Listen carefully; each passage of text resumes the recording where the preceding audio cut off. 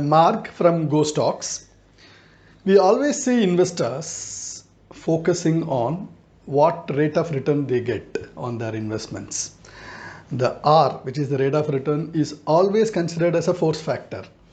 Um, there is always an ecstatic feeling for investors on how much or what rate their money is growing. Is it growing at 10% or is it growing at 12%? Can they make 14%? So the focus is always on the R factor. But if you look at wealth creation, if you have seen people who have been into investments for over 10 years, 15 years, 20 years, it's not the R factor which decides the wealth creation, but it is the combination of three force factors, and two of that is predominant. We have learned this when we were in our 7th standard, what is called as compound interest. So the P stands for principal, N for number of years, and R is the rate of return. The combination of these three makes the wealth creation happen for any investor. But unfortunately, all the celebrity feelings is there only for the R. But the real compounding happens only when the P and N, which is the number of years, the principle that you keep investing year on year or month on month, whatever way you are investing, and for the number of years that you invest. These two are the critical force factors which play a predominant role in creating the wealth. Your R has an important role, but then it plays the third fiddle in the whole concept of wealth creation. And more important, this R, being the rate of return, is not in our control.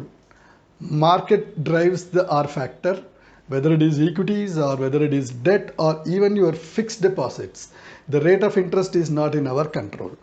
But then the principle is in our control, which means how much we can save, how much we can invest, how I can increase my rate of savings is in our control, one, and how long I can invest. Can I continue my investments for 10 years, 15 years? Can I run it like my provident fund? So that's again in my control. So two important force factors, P and N, is in our control, and R is at market control. And these three put together creates that powerful compounding effect which creates the wealth. Now we, as a part of our culture, educate our customers to do financial planning, which helps you to bring these three together. When you do a financial plan, you always set your goals, one, and you also see the income and expenditure on your side and how much you can save. So the P is arrived based on how much you can save, and based on your goals, you can always find out your N factor, and then you allow the investment to run for so many years. R comes in place on its own. So financial planning plays an important factor in creating wealth for individuals. So we inculcate this habit to our investors to have a financial plan in place.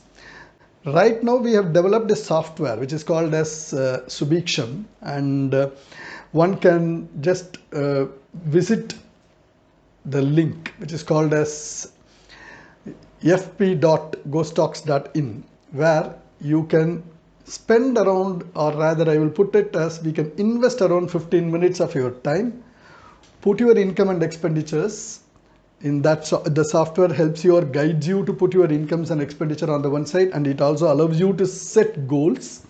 The goals can be anything like your housing as a goal, marriage, advanced studies, retirement, holidays, everything can be covered in that. And then the software tells you, based on your assets and liabilities, how much you have to invest, how long you have to invest, so that you can achieve your goals or you can create wealth. So we would like to launch this software. Thank you.